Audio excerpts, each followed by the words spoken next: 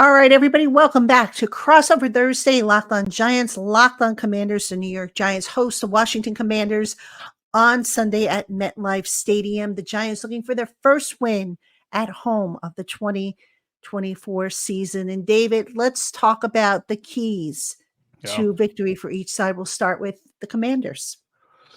Yeah, I think the three things that the Washington Commanders have to do is counter that Giants pass rush. You just mentioned it. Look, they're not blitzing a lot, but they're bringing four-man rushes a lot more often.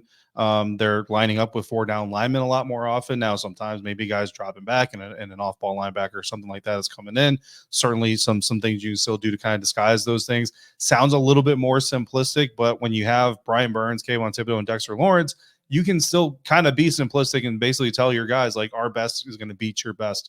We're going to put your quarterback under pressure.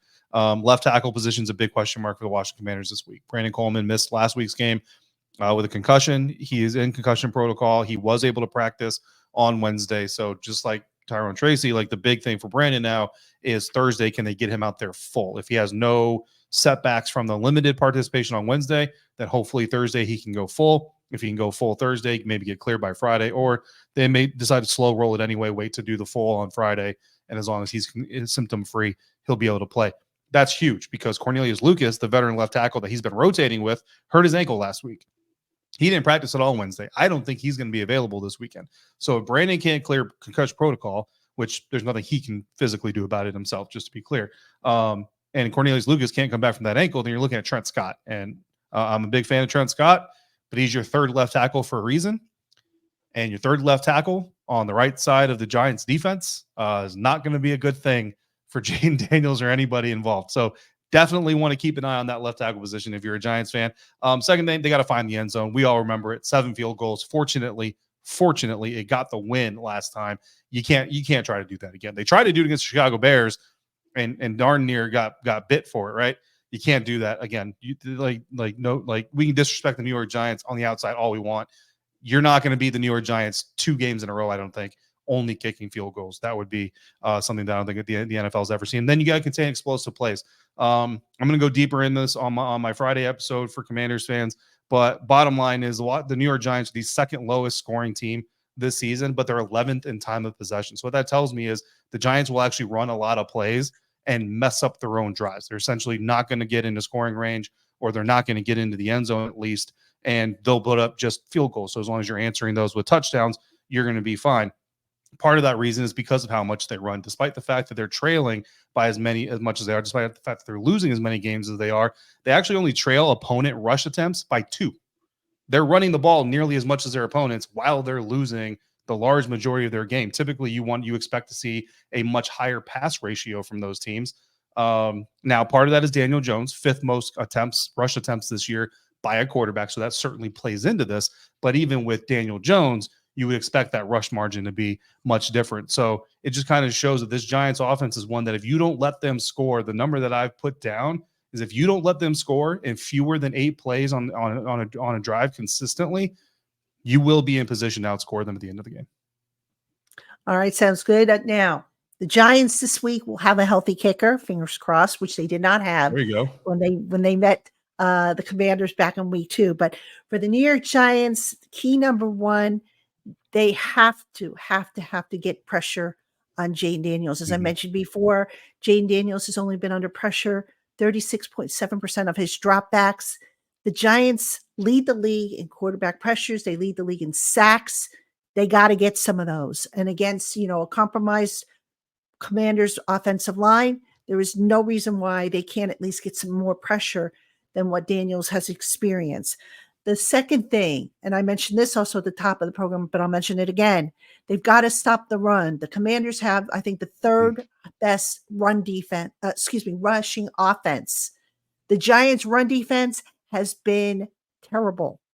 It has been absolutely terrible. They've been gouged, and I think it's like 3 or 4 weeks now in a row that they have given up over 100 yards. Twice this season, they've given over 200 yards on the ground. We all know that with the Commanders, I think averaging over 5.6 yards per game, that creates a lot of short yardage situations. So you cannot give the Commanders options on second down, on third down by letting them, run crazy. So that's got to be a priority.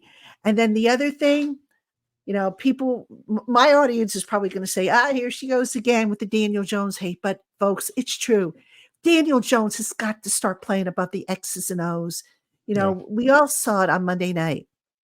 Daniel Jones throws with no anticipation. Daniel Jones, in the big moments of that game against the Steelers, he had 2 opportunities to rise above, put the team on his shoulders and carry them over the finish line, and he didn't. Yeah. And, you just can't have that kind of play week in and week out. At some point, the quarterback has to rise to the occasion. And unfortunately, he just hasn't been able to do that. Now, I don't know if it's because, he's nursing something that they're not telling us. I don't know if it's a lack of confidence. I don't know what it is, but it's quite frustrating when you watch him play quarterback and then you see some of these other young quarterbacks around the league or these more established quarterbacks and you say, gosh, wouldn't it be nice to have that? So, the Giants got to get better quarterback play. And then I'll mention one last thing, if I could. Get turnovers if you're the Giants defense. The Giants, I think they have 1 interception this year, which is crazy if you think about it. Look, special teams is not flipping the field for the Giants, not giving them advantageous starting field possession. So why not get some turnovers? Get a forced fumble that you recover, get an interception, give the struggling offense a shorter field on which to work.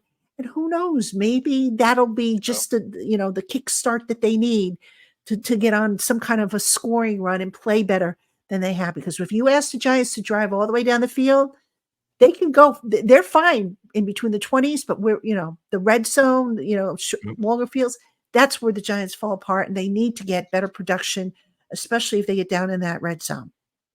Yeah, I mean, I found a play, I think it was against Cleveland Browns, I think, if I'm correct, but they started on the opponent 30. So they're at the plus 30 when they get the ball. 8 plays later, kicking a field goal.